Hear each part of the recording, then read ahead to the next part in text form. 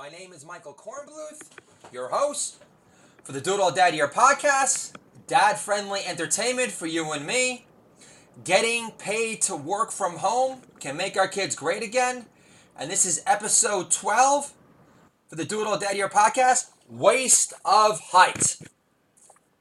It's definitely my father's funniest expression ever. Before he basically stopped making funny expressions after my younger brother got him addicted to Ambien, but that's a different story altogether.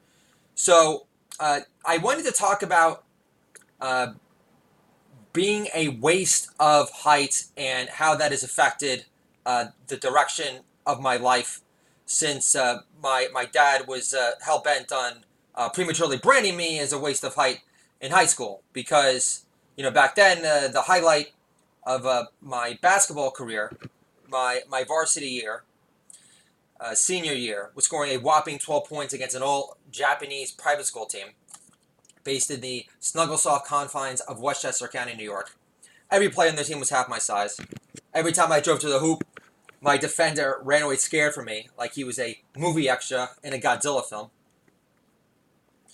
So I played some ball today with my two boys. I have a son, Archer USA. He is now 4, a.k.a. Featherfeet.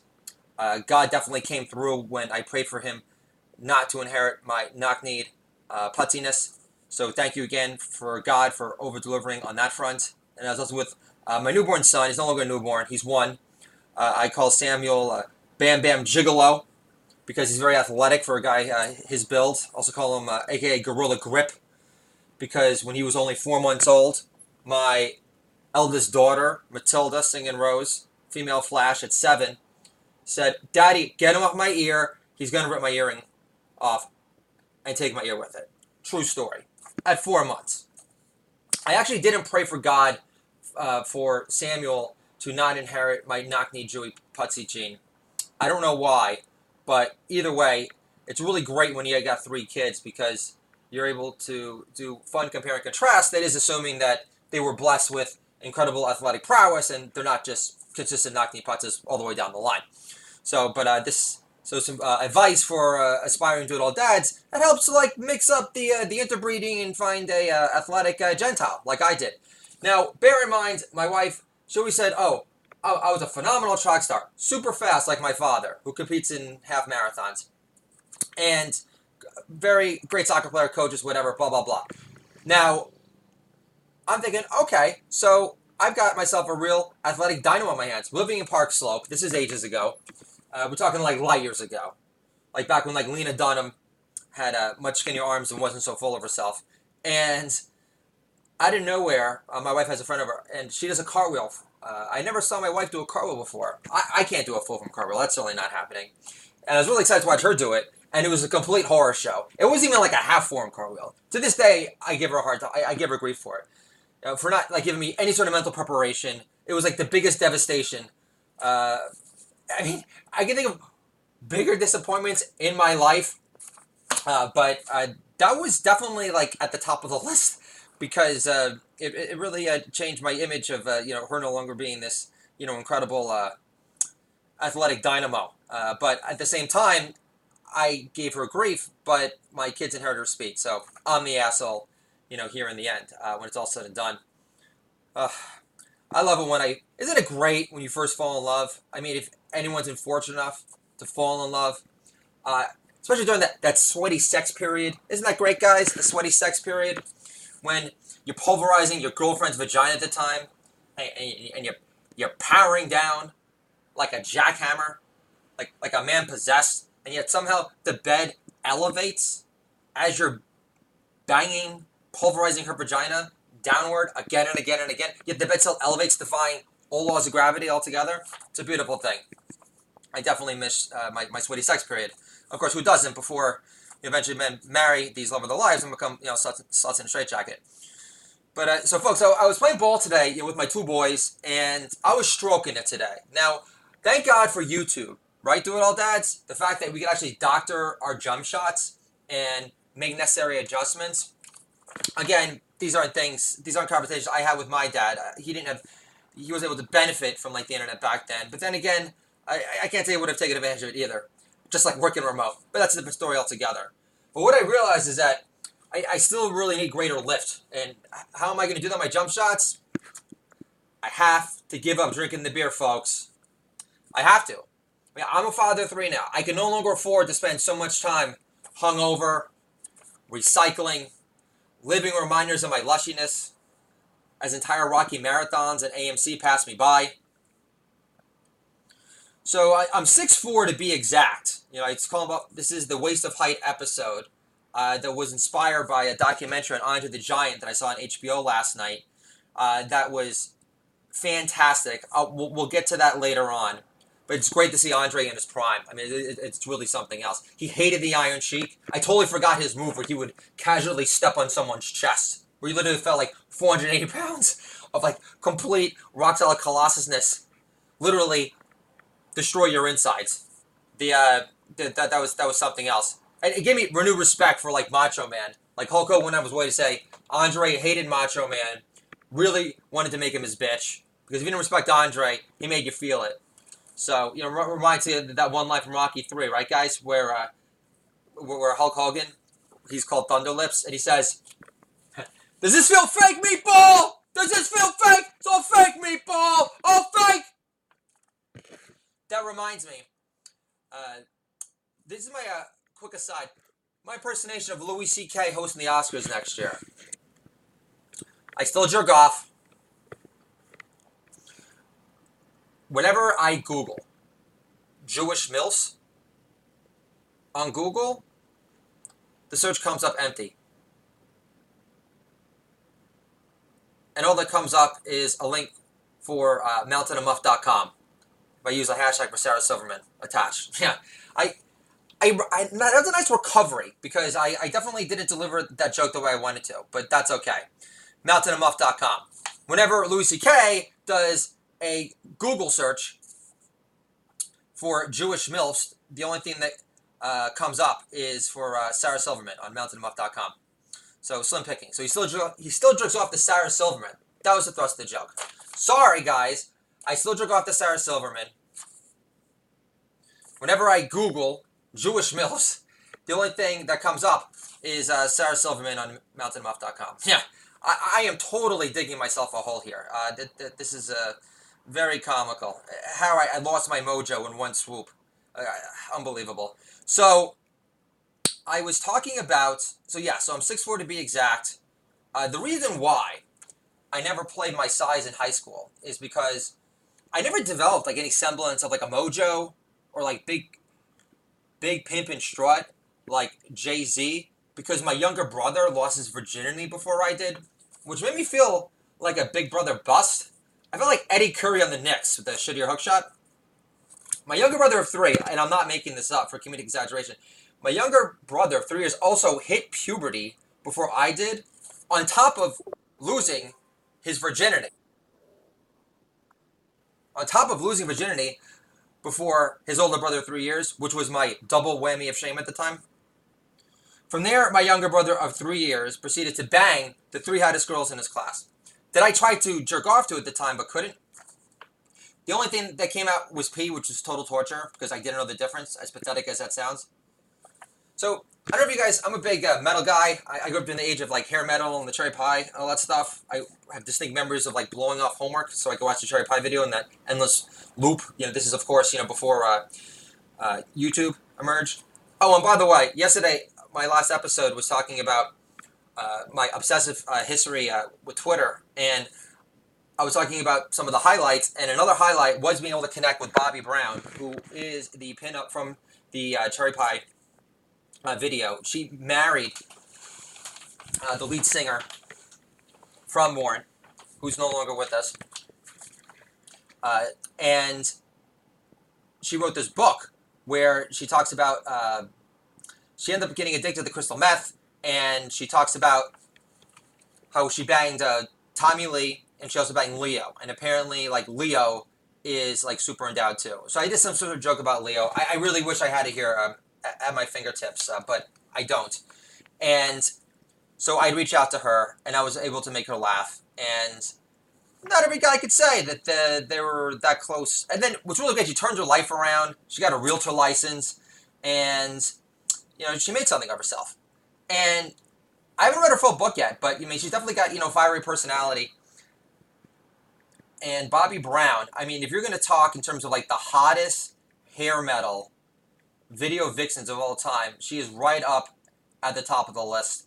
The only other one that I would put in her category would obviously be Tanya Katane from White Steak, who did marry David Coverdale. And of course, that, smoking hot. And there were some really smoking hot girls in that Way Cool Jr. video for Rat, if you guys remember. If you guys are Gen Xers that are appreciating the show so far.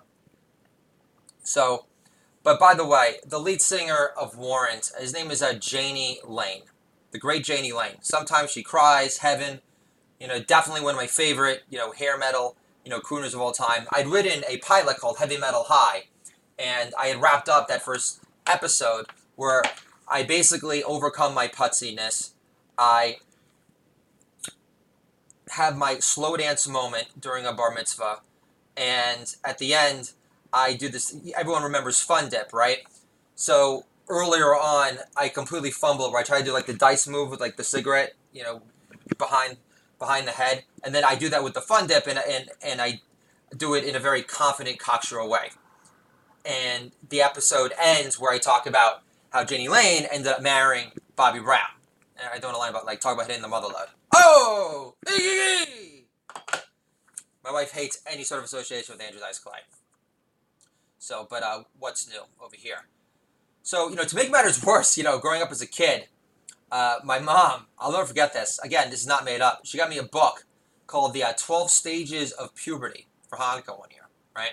My brother's getting like rollerblades. My parents were really encouraging his daredevil side. I'm getting a freaking book, The 12 Stages of Puberty, right? At the time, I just remember thinking to myself, great, Mom, I can't wait to tear through this book tonight and confirm how behind schedule I already am. Thanks a lot, Mom. Well, what exactly is the chapter called for losing your virginity exactly? What's that called? Deep Impact? But, yeah, so I was talking about metal before. So you remember that Metallica video 1? It's based on that World War I book, pretty sure. Johnny Got His Gun.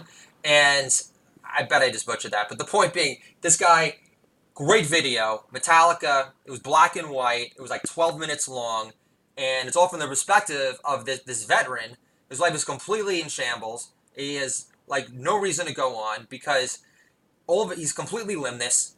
He has no limbs, arms blown off, legs blown off, and all you hear is just like the screaming agony in his head. So he can't use his body. He's no longer a man. He's completely limbless, and he's screaming with agony inside. And before he had puberty, I was that guy, is the point. Glad I was able to get that metaphor out of my system eventually for all you Metallica fans.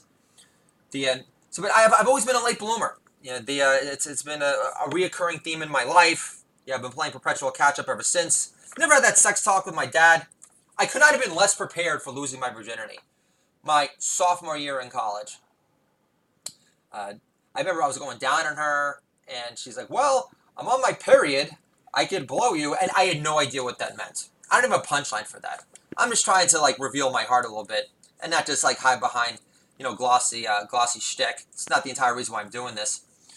So, but it would have been nice, and the reason why I bring this up, I want to talk to Do-It-All dads. I want to know what sort of sex talks they're having with the children, because, any talk, would have been handy in that instance, so I didn't feel like a complete moron. So, for example, and the entire reason why I ended up with this girl, which is a great story, I'm dancing on a futon to Oh What a Night, very drunk, pounding Busch Light, hanging out with Midwest girls, and boy can they drink. I would have liked the heads up from my dad on that one too. These girls would pound cases of Busch Light before they bust out the handle of Jim Beam. Unbelievable. I never saw anything like it before. So maybe pacing yourself, not mixing Midwest swag and beer and liquor at an accelerated rate on an empty stomach, things like that. I remember watching a documentary on Rolling Stone, and Glenn Frey from the Eagles gave this great advice to a young Cameron Crowe, who was a writer for Rolling Stone. He said, so whatever I do, I drink 2 beers when I go to a party in the first hour. I drink 2 beers really fast, and that makes me very loquacious and loosey-goosey, and then he doesn't drink for another hour or something like that, which I think is great advice. So I'm sharing it right now for the Do-It-All Dad Here podcast, because I care. I'm an altruist at heart. This is not just about me, is my point, ladies and gentlemen. So, in retrospect, so I'm on the futon. So out of nowhere, this chesty Italian girl who was a musician, didn't even attend her school, avalanches me out of the blue, starts noshing on my neck, very hot, quite titillating. I had experienced nothing like this before in my past, still a virgin. Then out of nowhere, boom, another girl starts noshing on my neck. So I'm being double teamed here, okay? Avalanche style, like the earthquake. Well, we're working up this WWE WF motif.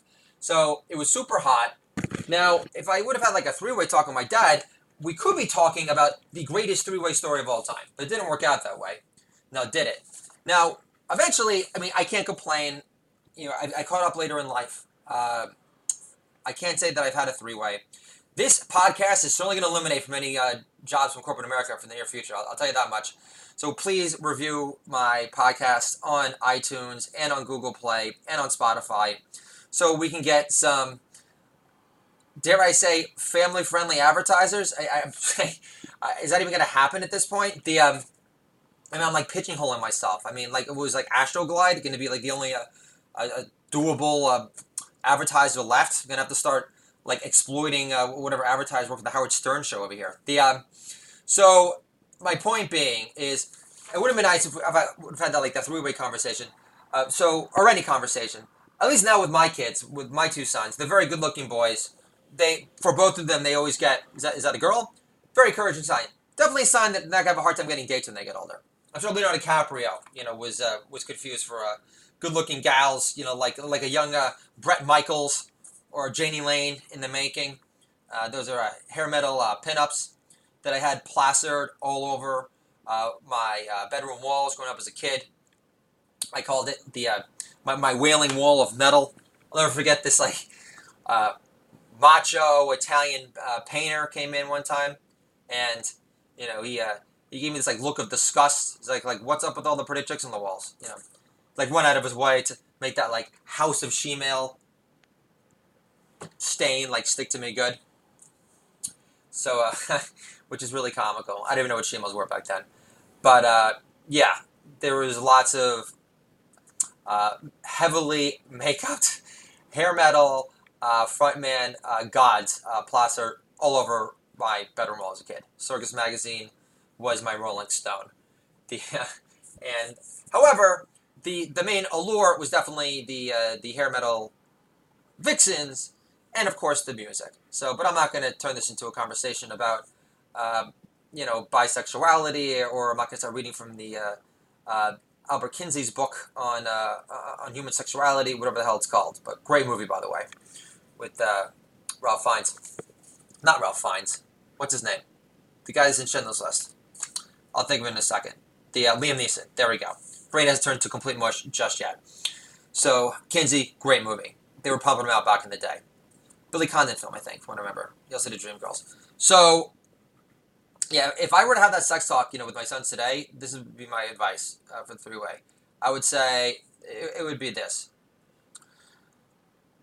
Don't even bother with the three-way, and don't even expect it to last more than like 5 seconds if you suck at multitasking. Because that's what happened to Daddy in LA with these two girls from Emerson, and never even came close to reaching that awesome orgasmic crescendo that it should have. And again, if I would have the conversation with my dad, I guess, who cares, right? What? So I had some juicy stories that I could write dark, gritty poetry about, like Charles Bukowski. I love when people judge me for reading poems by the great Charles Bukowski, the L.A. street poet, to my kids. And one time I had this interview. I'm sorry, it was a meet and greet. Guy went out of his way to tell me it wasn't an actual interview in Manhattan at Edelman. I told him that I read Charles Bukowski poems to my kids, giving this like look of like bewildered, like disgust, like instant judgment. And out of nowhere I said, so what's the big deal? So both of my sons grow up for a high appreciation of beautiful women in high heels. I love that defense. I really do. I love Charles Bukowski. He's my favorite poet by far. I hope that I've absorbed his influences and that you're able to enjoy my direct, sometimes poetic matter. Now, at this point, Bukowski would blow my brains out and say, stop stroking yourself, stop being a self-impressed buffoon like David Lee Roth. That's probably where... Only Charles Bukowski could have the balls and the gusto and the gravitas to say, you know what, Bob Dylan, people are going to be over him in 5 years. Love him. Long live the king, Charles Bukowski. So I've always been obsessed, with like adoptive father figures because, I gotta be honest, like my dad really didn't teach me anything of substance outside of, going over my half Torah portions with me in preparation for my bar mitzvah. And he taught me how to tie a tie, which is nice. Wasn't a Windsor knot, I'm not gonna nitpick over here.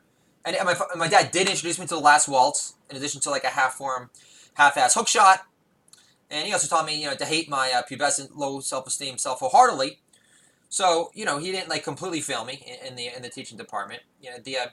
Which is why I don't really understand, and this is, again, I'm sure other do-it-all dads can really relate, the people that have decided to become more involved do-it-all dads who found a way to work from home on a semi-remote basis, even if their significant others drive them crazy, because they do it because they feel that their kids are actually better served with them being at home versus their female wives. I know that premise would piss off a lot of people, but this is dad-friendly entertainment for you and me, so I don't really care. Not really going to talk about the Women's March right now either, but although for the first Women's March, my thought was I really pray that, like after Donald Trump won, and then the Women's March soon after, I just prayed for them to build a wall around the strip clubs in Montreal so Lena Dunham wouldn't scare away all the clientele. Now for the second Women's March, I had two thoughts. First thought was this. Talk about spreading your pussy out supply thin. Second thought was, all I see right now is a whole lot of rosies sporting pussy hats, sporting a whole lot of chins. I can't get the shtick out of me, guys. This is who I am. God is fully aware of that at this point, because I wouldn't be able to create these gems without the Almighty. If I've turned you off by my spiritually tuned homage, then it was nice knowing you while it lasted, and we'll keep it at that. So, like when I got my break, it's not a break, but it was my first validation from the biz. I wrote a 30 Rock called The Kings of Comedy, and I placed third in this contest, made a recommended writer. I'll never forget, like my dad, at the dinner table, it was like the most forced toast of all time. It's like, hey, I want to toast Josh for winning, blah, blah. And like you would think that, okay, this guy wrote a book, literally like how to write for TV. He wrote on The Love Boat, Silver Surfer. He was a novelist, a poet, wrote for TV, Hawaii Five-0. I mean, this guy was like legit. Larry Brody is his name. Love you, Larry Brody, forever. Because I definitely needed validation at that point. Because I was living in Brooklyn. I felt like a total fake hipster. They didn't have any like real artistic cred. I wasn't, making guitars, from like broomsticks or, freelancing as, making like repairing tennis rackets at the country club on the side. I was an aspiring pickle jar maker. Wasn't really, I wasn't a chocolate maker. Getting in touch with the nuanced flavors of sea salt. So that was a really big deal, for me to get that sort of validation. And it's as if he didn't want to acknowledge it. He didn't, which I don't get. And again, I mentioned this before, and I'm just telling you, for all you do-it-all dads, if you don't want your son complaining about you 25 years after the fact, if they show some promise and they receive some love and some sort of winning validation, I haven't won that much stuff. These are the awards I've won in my life. Most improved basketball player, that was all me. I cried, bawled, happened during sleepaway camp, bawled. And I somehow had this like premonition, like I knew I was going to win it too. I cried. I was so touched and honored. I remember like blowing off KT mixers, people like, oh, you're gay, blah, blah, to play basketball. I didn't show up because I was completely nervous wreck and like totally shy, and I didn't really see the point. And it was similar to like my younger brother dominating like the top percent of the puntang, and I'm like, you know what, I'd rather play ball. So, and read like Crack Magazine. And attempt to masturbate. I think by then I was finally able to like, release, which was definitely overdue. Thank God, being the last kid into the puberty party. But, let's not go back that road. So I'm trying to show a progression in terms of like my thinking in life. I just don't want to obsess on being the last kid who hit to get into the puberty party. And blame my lack of development in life and me being a perpetual slowpoke and late bloomer like because of it. Because of, God basically deciding that I wouldn't be on par with the physical and emotional progression of my high school peers. So, I was talking, so I just wanted to mention that. So, like, that's my advice, do-it-all dads, aspiring do-it-all dads. if your son, if you know that he's just obsessed with something, it's usually a good reason. This is a healthy obsession. This is not drug. This is not. It was a healthy. It wasn't a sexual perverted obsession. It was writing, using all my spare time because I found something that I could be really good at, and then I got recognition for it, and I've been flying ever since. Of course, this is 12 years ago, and now I'm launching a podcast because I'm not in the Writers Guild. I have written 2 specials for VH1 and VH1 Classic, and I want to get back in the game. But perhaps this is God's plan for me because I love this podcast opportunity to do jokes, and to be honest, I'm tired of writing for characters that already exist and not being original and not spilling my guts out. I read this great line about writing. The only real reason you should write is to show what's in your heart. So that's what I'm trying to do here, folks. Hope you're feeling the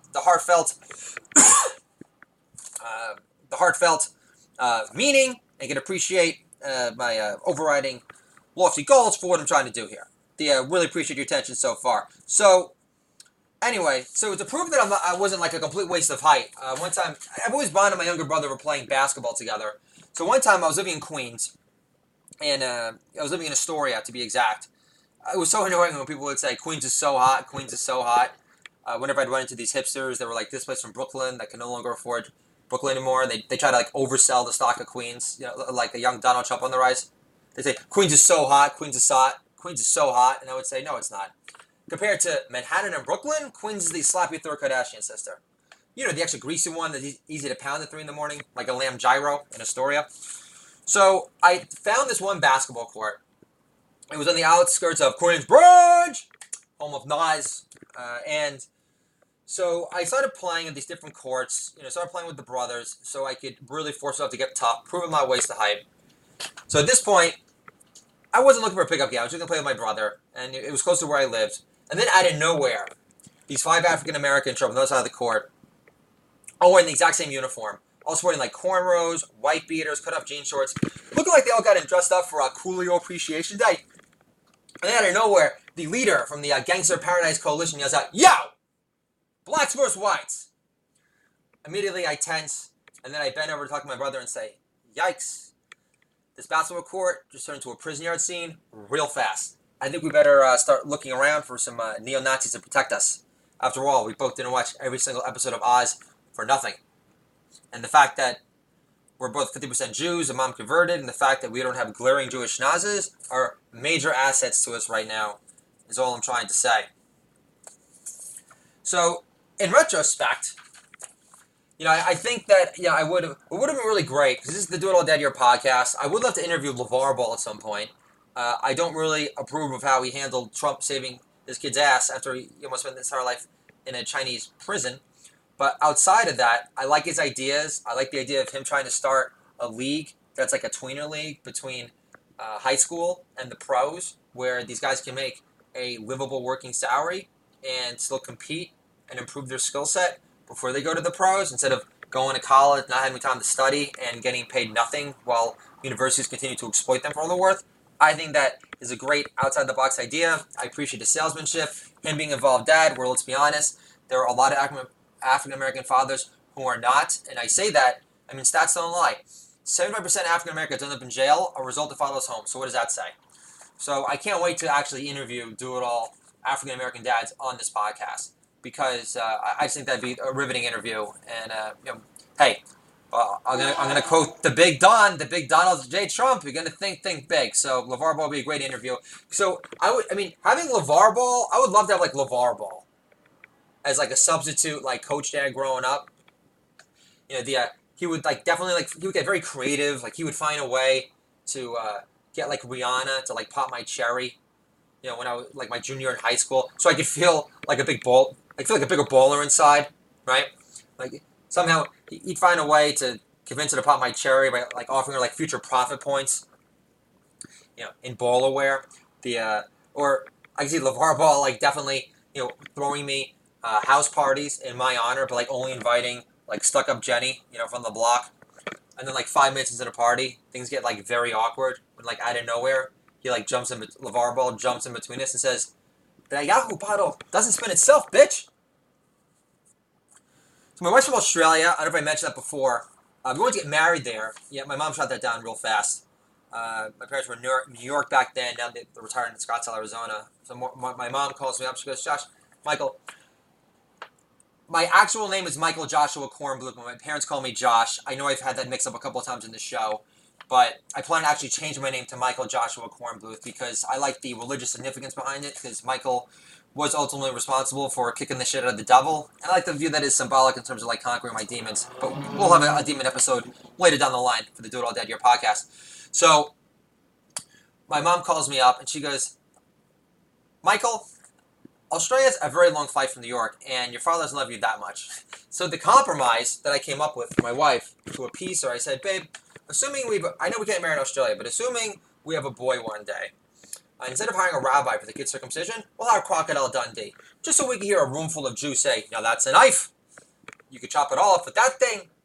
The beauty of that joke is that I was able to serenade my two boys with that joke in the delivery room, of course. I had them both circumcised there. I heard some pretty awful stories about certain moils, because, you know what, I'm not going to go down that road. You know what, I'm going to tell the stories anyway. Unfortunately, the extremist sects of certain religions ruin the religion, and they draw us away from God. But basically, my father thought I was crazy when I shared this with him, but apparently there are some moils. These are the people that give circumcisions, and in some cases, like, they use their mouth. And some of these moils, had herpes, and they transfer that to the child. And that was like the biggest nightmare I've ever heard in my entire life. Now, obviously, I could talk about a lot of other major horror stories from the Catholic Church, but I'm not going to turn this into a pedophile, pedogate, podcast, just yet. I don't really want to make it that depressing. However, let's be honest, folks. For the Do It All Dead Year podcast, pedophilia, Trump, you gotta love what he's doing with Sessions. I'll leave it at this, and I'll stop talking about pedophilia.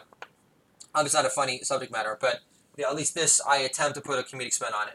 And here we go. So, I'm just wondering if Barack Obama is ever going to take credit for birthing the Me Too movement. Because so many elitist, scumbag rapists were exposed under his watch. See? There you go. It's all about context, like George Carlin would say. And for the Jews, the chosen people, feel very blessed to be one of them. Lord, they always say that, with Jews, sometimes, we're not always we're not the Bugsy Siegels of the world. We're not like perpetual badasses, and usually we're not instinctual, and we don't punch them on the spot for dropping the K-bomb on us. That's kike. It's the only time I've ever used that word, actually. I always say K-bomb. My brother one time jumped across the table and started pummeling this black dude who dropped the K-bomb. I was jealous of my brother. To be honest, I don't know if I would have done that in that instance. I'd like to think I would, but I don't know, because I've never been in that situation. But I love my brother for doing that. I need to make up with my brother.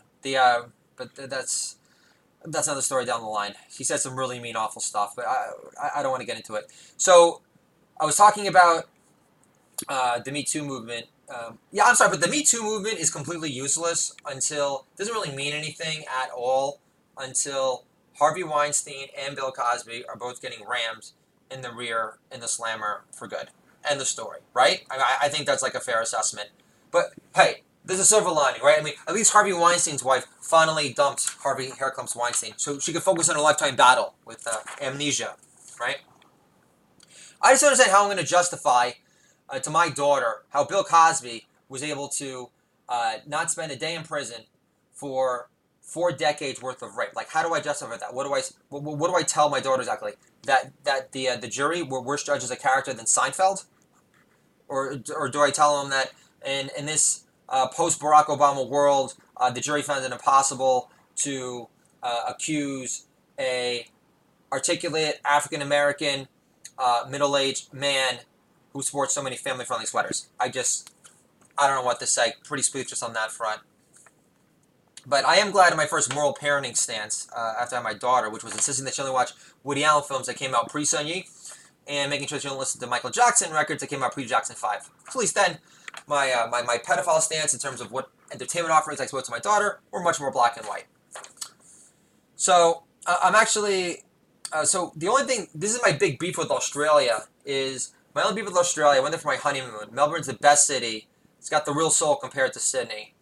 Gorgeous Victorians, like it's San Francisco, but not hilly, and minus the touchy-feely entitled homeless problem, and you don't have shit in the streets, and freaking drug needles everywhere. Do you know they did in Melbourne, in Australia in general, by Bondi Beach? You want to talk about innovation and think outside the box? They found out the heroin addicts, what drives them nuts is playing classical music. And the only way to get to the beach to shoot up was taking these buses. So what did they do? They started blasting like Gustav Mahler and Beethoven, and that was a deterrent. How great is that? I need to share that idea with Trump, actually. Thank God he declared the heroin as epidemic. Again, how to raise a drug-free child? Definitely a future podcast, for sure. Interesting little facts here that I read. I am in Lillywhite, northern Westchester, up here. For my daughter's orientation, we were giving a book called How to Raise a Drug-Free Child. This is a true story. And I found out, I blew through the book in a night. They say if your kid doesn't touch any drug throughout high school, that there's like a 90% chance they don't become like mental druggy handicaps for life. Isn't that great? Just wanted to share that with you. Obviously, the Adderall is flowing through my veins today. I took a much-needed break from it. I hope you guys don't think I'm being too intense, but I also played some ball today. Took my cold shower this morning. Thanks, courtesy to Tim Ferriss, king of the 4-hour work week. I think that's what his book franchise is called. But he's really into like kettlebells and taking cold showers and maximizing your time, increasing your energy. So thank you, Tim Ferriss. I appreciate your encouragement, but can be all that I can be. You're definitely not a Long Island hack, and I respect you a long time. So I was talking about Australia. So the only thing that my beef with Australia is this. All the beer tastes the same, and all the men there were taller and way better looking than me. Yeah, and yeah, it's as if like all of them like were competing for Mr. Super Olympia out there. It was like completely insane. So actually, I'm wearing my KP jersey right now in honor of this Waist to Height episode. I need to start praying for the unicorn to fly again. The most depressing sight outside of KP. I wonder if his father ever called him a Waist to Height. I wonder if that was ever the driving impetus for him to become the All-Star, NBA All-Star that he is today. I've said it. I called it out. I watched his clips when we drafted him. By the way, hilarious video with Danny Aiello with Michael Rappaport going completely batshit crazy after we drafted him because no one knew anything about him. He's like, he doesn't even have an effing green card! It's like the funniest thing you've ever seen in your entire life. Please YouTube it tomorrow if you care about the Knicks or if you're a basketball fan at all because it's hilarious. So, I knew KP was going to be a baller. I just knew. He had the fluidity. He attacked the rim with authority. That feathery, smooth jump shot. So glad that he's evolved. That's another one that I predicted that my dad thought I was like completely crazy on. So in the end, I could do a bragging rights of my dad in terms of my prediction prowess. I predicted Trump would win. Thought I was crazy. KP was going to be an all-star. Thought I was crazy. Also told him to invest in Google. But at the time, my mom's like, but Josh, but you majored in television and radio. And you work as an IT recruiter. So you don't really have a leg to stand on. Moron. So I was talking about KP. The most depressing sight outside of KP tearing his ACL is a vase of dead pink flowers from Valentine's Day. Like 2 days later, looking like a depressed 30 dozen collections of labias, each depleted one, draped over in lifeless despair, like a splintered witch's pussy. Again, not really creating many commercial endorsement opportunities here, like, what was it, pillows.com, standing firm with Laura Ingraham.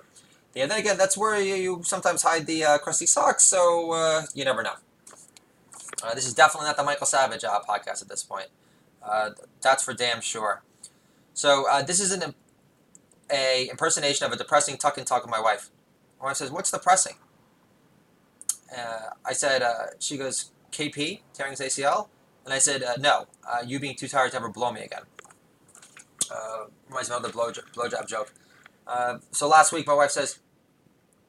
Last week I asked my wife for a blowjob, just to assess how tired she actually was, and she says, "But I really asked weak." And I said, "Pretend Obama ordered you to lick it." I love that gem. That's gonna be like my new opener when I do an open mic next week. So I hate it when like KP's like modest, after everything he's achieved. He's probably called like a freak his entire life, and apparently that's something that Andre the Giant had to endure, which really made him hurt inside. So I could definitely relate to the gentle giant, but also being full of rage at the same time. So I remember when KP said, an all-star is good, but, enough with the modesty. Like, KP is an all-star. He's like, yeah, that's good. This is what he tweets. I'm sorry, I messed it up. KP tweeted, just a kid from Latvia. And I'm thinking, actually, you're a 7'7" gazelle on ecstasy, Buny, who could drain more balls from downtown over the course of 48 minutes than Allen Ginsberg did during his prime during Fleet Week. So Isaiah Thomas picked LeBron James over Jordan for his dream team. You guys heard about this? Masterful selection. At the same time, then again, you have to question Zeke's eye for talent, considering who accused him of sexual harassment when he was the Knicks prez. Remember this way. The woman I'm talking about, she made Michelle Obama look fetching, all right? So LeBron James says, Trump doesn't give an F about the American people. Wrong president, Princess Diaries. Your boy, Obama, birthed ISIS and staked his flagging integrity on Hillary Hammertime Canko stealing an election. So what? I mean, someone has to call a flagrant offensive charge on him eventually. And also, just to backtrack, players are going to start tomorrow. Was I the only one infuriated at LeBron being able to pick his own All-Star team? You do realize he got to pick Westbrook from the West, right? Yeah, LeBron's so persecuted. Hey, has Maxine Waters called for LeBron to get diplomatic immunity yet? I love it when LeBron said he would entertain a max deal with Golden State in the offseason. But Golden State, they lift a chip away at your ego-encrusted crown. One ring at a time, King. Also, last time I checked, Katie owned you in the finals now, Princess Diaries. But, so this is a conversation I had at the Kids U not too long ago with a 7-year-old Irish grandpa. He told me that he played high school basketball with Lou Cinder. And then he says, heard of him? And I said, yeah, I've heard of him. He's more of a well-read, touchy-feely version of LeBron James back in the day. So, LeBron is the king of New York. I love it. How LeBron James, I can't think of anything gayer than stealing a nickname for yourself or inventing one, and he basically does both. LeBron is the king of New York. Actually, no, the Mamba gave himself a nickname. I'm trying to remember what. I think he gave himself the nickname too. He did fulfill his prophecy. He did win. With the help of 3 future Hall of Famers. But LeBron is the king of New York. Sorry, Princess Diaries. You need to win a ring here to make that claim everywhere. You had your chance to play in your favorite playgrounds, and you blew it! Plus, New York sports writers would, for a record, they eat up passive-aggressive drama queens like you for breakfast. So one time I have an interview with HR, and she asked me, why have you changed jobs so often? And I say, so only LeBron gets to be choosy? And is it me, or is LeBron James with the beard? Does he look like a constipated, super entitled jihadist from Al-Qaeda? So I was talking about the Andre the Giant documentary last night, and what was most heart-wrenching for me to watch, they put a spotlight of his daughter, and she looked weird. This guy, that can't be easy if Andre is your dad. And not only Andre looking like Andre, you can't think that she's going to be much of a looker. No offense, not to place all this value on looks in the world, but how mean people are in high school. There was a girl, Beth. She wasn't even ugly that I went to school with. And literally, I remember this one kid, Adam Robinson, literally put dog food on her freaking desk. That's how mean. And today, they're 10 times worse because everyone's desensitized. But and they hide behind the smart screens. But anyway, so his daughter, he was on the road 300 days a year. And that's how he made a living, and that's how he wanted to make something of himself. But down the road in this podcast, I want to talk with other, do-it-all dads, ideally comedians. I wanted to interview Ronnie Dangerfield's daughter on this podcast because Ronnie Dangerfield opened Dangerfield after he got divorced to become a more involved dad. So instead of going to Vegas and banging whores, he decided to stay home in New York and maybe bang some whores on the side. But the point being, and still smoke his weed and enjoy his dressing with his bathrobe, but at least do it at home where he can be available for his daughter and make a more positive, impactful difference, which I think is a beautiful thing. And I really question some of these people like Charlie Daniels. He's a big Trump guy. I read his book, and he questions whether, and it was excellent. It was very well written. Really spiritual guy. You don't feel like you're going to hell if you don't subscribe to the entire, Jesus is my Lord and Savior thing. So you can get past that, you could really enjoy it. But he talks about how he had one son, and if his son ever said, hey, Dad, I want you to stay home and not do the road, he would say, I would stay home. But I'm calling bullshit on Charlie Daniels. And Jesus knows the odds of God are always looking, Charlie. Just throwing it out there. Did not sell me for 1 second. I'm not saying I'm better than you. I know you certainly think you're better than me. Because Charlie can't respect anybody in this world. Does not bring home the bacon for their kids. It's not like this is my choice, Charlie. You think I like having zero leverage in life? The answer is no, obviously. Worst part about being a stay-at-home dad, no leverage, You can't feel like your own man, especially when your wife's smartphone sends her an alert every time you make another questionable purchase. Out of the blue, wife calls, she says, "Hey babe, so how is Bride at Chucky? I can't wait to start making money again." We're not all blessed Charlie Daniels. I wasn't capable of. I was banned to the attic to play the saxophone, so being that Clarence Clemens wasn't in my future. I wasn't a self-taught banjo player. I wasn't selling songs to Music City when I was 22. I didn't grow up during the heyday of country, so sorry I wasn't a working paid artist by my early 20s, where I was able to provide for my family. But we'll get there. But I'm still not going to interview them, because I think you're full of shit, and you say you're a man of God. I know you are, but I don't believe you. I don't believe you. You gave me no impression that big. I hate it when I read these autobiographies. These guys, the kids, they get goonish. They get nothing. They get no love. And I don't get it. Like, or even the wives. I mean, like, who do you think's looking after the kids? For these guys to live out their fantasies. I remember Jim Norton, great Jim Norton, saying to his girlfriend, he's never going to have kids, he said, "You will never be able to compare to what I get that on stage." I just wish more entertainers would be honest and not so full of bullshit. I've read all these autobiographies. Not one person has gone off about their kids, which makes no sense to me. Like, are they competitive with them? Like, why would they want to create, like, Newport versions of them? I don't get it. It upsets me. So, and my point here, to wrap things up, is that I love Andre the Giant for doing everything in his power with what God gave him. He was a lumberjack. And, similar to Ronnie. Ronnie sold aluminum siding until his 40s. But he kept on writing. He kept on plugging away. He kept on hacking. Filled his duffel bag full of jokes. And eventually made his decision, I'm going to make money from stand-up. I'm going to be a star. And that's what happens. And I love Ronnie for doing that. And I love anyone that's been ambitious enough. Bukowski says most people by their 20s are finished. They got the family, the mortgage. They're not able to go after those dreams. And both of them did. And obviously, they sacrificed. They definitely sacrificed. But I love the fact that Rodney met on Andre. I feel, you find out that the guy couldn't even walk by the time he fought Hogan. He could have thrown in the towel earlier. So that upsets me when I think about his daughter. And I'm not trying to be judgy, but if I'm going to be objective, I would have liked, and Andre was a huge drinker, which is fine. I know he did it to hide the pain, but just for the sake of his daughter, maybe a little more empathetic here, being a father of three. She looked completely effed up. And yeah, he left her money, and that's good and everything, but would have been great if, he could have been a dad for a little bit too.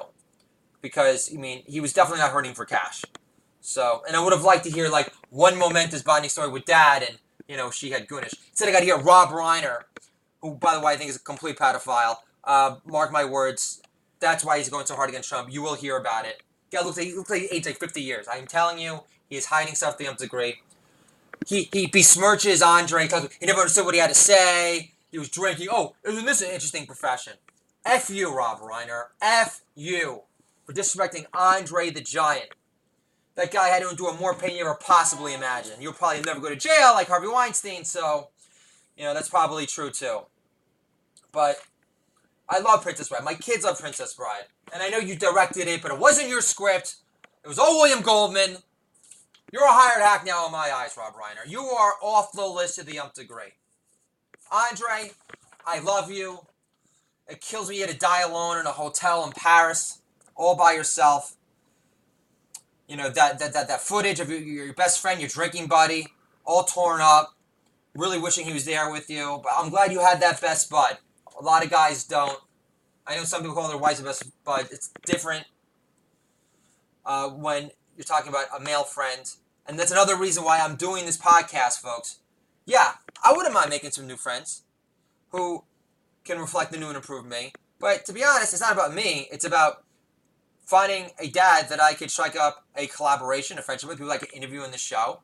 So we can have some cool mementos to share with our children down the line. But more importantly, I want to connect with dads. You guys, we experience the same pain, the same frustration. We're all trying to achieve the same goals. We're all trying to be super dads, Superman, He-Man. And God willing, wouldn't it be great if our children all of a sudden had an expanded circle of friends that wasn't as limited to what they had in high school, right? Wouldn't that be great? Think of how much more enriching your life would be. And certainly, and even these days, for generous actors, we'd be like less dependent on getting love from complete strangers on Twitter and getting that endorphin rush. If we had, let's say, a couple of more of those lifelong friendships that were actually generated from our father making an active effort to actually make more friends way into adulthood for the sole purpose of introducing those friends' kids to his children so they could have a wider group of friends that isn't just limited to the cliques you have in high school, the nerds, the jocks, the potheads, etc. So, Do It All Dad Your podcast, dad-friendly entertainment for you and me. Making money by working remote from home can make our kids great again. Andre the Giant, check it out. I love you. Plan on proving to my father that I'm not that waste of height after all. Dad, I still love you, and I know it's your job to bust my balls because I was soft, and I'm planning on making you excessively happy, and I would love to get you that handmade Bentley sooner than later. Talk to you guys soon.